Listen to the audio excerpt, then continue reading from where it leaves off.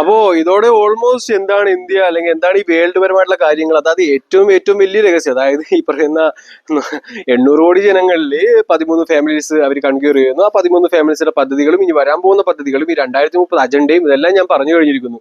അപ്പൊ ഇതെല്ലാം ആ ഒരു 5% ആൾക്കാർക്ക് മനസ്സിലായിട്ടുണ്ട്. ആ ഒരു 5% ആൾക്കാർ ഇത് കേൾക്കുമ്പോൾ അവർക്ക് ഓൾറെഡി അറിയാം ഇത്, പക്ഷെ അവർക്ക് സൊല്യൂഷൻ ഇല്ല. അല്ലെ, സൊല്യൂഷൻ വേണം. ഏതൊരു വലിയ പ്രശ്നം വന്നാലും സൊല്യൂഷൻ വേണം. അപ്പൊ ആ സൊല്യൂഷനായിട്ടാണ് വിഷ്ണു എന്നുള്ള ഞാൻ ഇവിടെ നിൽക്കുന്നത്. എന്റെ മകനായ റിലാക്സ് വേഴ്സും യൂണിവേഴ്സൽ ഹ്യൂമാനിറ്റി കിങ്ഡം ഇവിടെ നിൽക്കുന്നത്.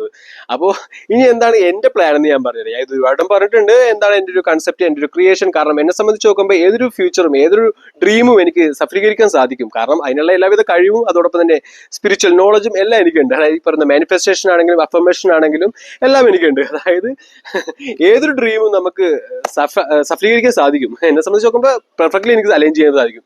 അപ്പോൾ എന്നെ സംബന്ധിച്ച് നോക്കുമ്പോൾ എന്റെ ഡ്രീമിൽ ലോകത്തിലെ എല്ലാവരുടെ പട്ടിണിയും അസുഖവും മാറണം, അല്ലെ, പട്ടിണിയും അസുഖവും മാറണം. അപ്പൊ പട്ടിണി എന്ന് പറഞ്ഞാൽ നിസ്സാരമായിട്ട് നമുക്ക് മാറ്റാവുന്നേ ഉള്ളൂ. ഈ പറഞ്ഞ യുദ്ധത്തിന് വേണ്ടി ട്രില്യൺസ് കണക്കിന് എല്ലാം പണമെല്ലാം ഇവർ ചെലവാക്കുന്ന ഈ വിഡ്ഢികള് പരസ്പരം കൊല്ലും ചത്തും ബോംബിട്ടും കരാറും ആ വാടക കരാറും എന്നൊക്കെ പറഞ്ഞിട്ട്, അപ്പൊ അതെല്ലാം ഒന്ന് കൺവേർട്ട് ചെയ്ത് കിട്ടി കഴിഞ്ഞാൽ ലോകത്ത് എല്ലാവരുടെ പട്ടിണി അസുഖവും എല്ലാം മാറി അവർക്ക് കിടക്കാനുള്ള, അല്ലെ, അന്തേരി ഈ പറയുന്ന ചേരികളിലെല്ലാമാണ് കിടക്കുന്നത്.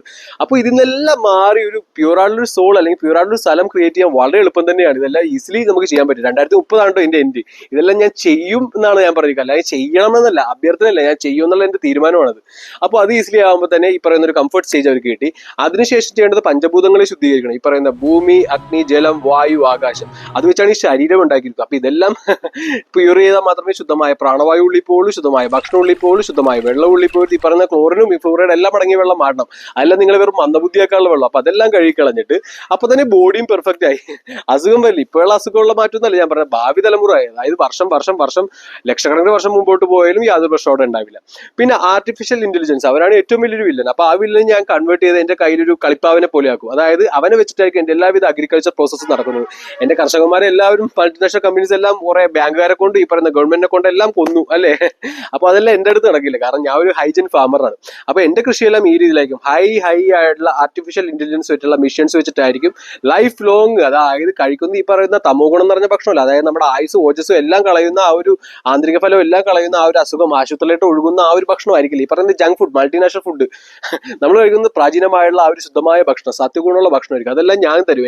എന്റെ കമ്പനി വരും. വേൾഡ് വൈഡ് ആയിട്ടുള്ള കാര്യം പറയണത്. ഓക്കെ, ആദ്യം കേരളം, പിന്നെ ഇന്ത്യ, പിന്നെ വേൾഡ്. അതായത് സമസ്ത പ്രപഞ്ചം എന്റെ തന്നെയാണ്, സ്വന്തം തന്നെയാണ്. അപ്പൊ അങ്ങനെ ആവുമ്പോൾ കംപ്ലീറ്റ് ശുദ്ധമായി കഴിഞ്ഞു. ഇതാണ് നിസ്സാരമായിട്ടുള്ള വിഷ്ണു സജന്റെയാണ് ഞാനിപ്പോ പറഞ്ഞത്. 2030 ഞാൻ ചെയ്യാൻ പോകുന്ന കാര്യമാണ്. പക്ഷെ ഇതെല്ലാം ഞാൻ ആ ഒരു മാർച്ചിൽ എഴുതിയിട്ട കാര്യം. ഓക്കെ, അപ്പൊ ഇന്നലെ നടന്ന കാര്യമല്ല. പിന്നെ ഞാൻ ജനിച്ചപ്പോൾ മുതലേ ഈ പറയുന്ന നേച്ചറിലേക്ക് ബ്ലെൻഡഡ് ആണ്. അതോടൊപ്പം തന്നെ നട്ടിലുറച്ച പ്രായം തൊട്ടേ മമ്മട്ടിയുണ്ട്. അപ്പൊ ഇതെല്ലാം ഈസിലി ഞാൻ ചെയ്യും. ഓക്കെ, ചെയ്യുമെന്ന് വെച്ച് കഴിഞ്ഞാൽ 100% ഉറപ്പുള്ള കാര്യമാണ്. ഇതായിരിക്കും ഭാവി.